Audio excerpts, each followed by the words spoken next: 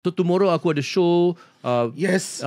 di HGH Convention Center. Okay. 2 nights lah. Okay. 2 nights. Convention hall kan. Okay. 1,300 people. Okay. Full house. Full house. Alhamdulillah. And this is not my first time. Aku dah datang macam 5 kali. Buat show di Malaysia. Dia buat show di Malaysia. Selalu full house. Sambutan, Selalu Alhamdulillah. dia punya fans. Aku suka Malaysia punya fans. Sebab ke awak macam ekspresif lah. Kalau saya kata joke kan kau Ketawa, tawa ketawa. besar.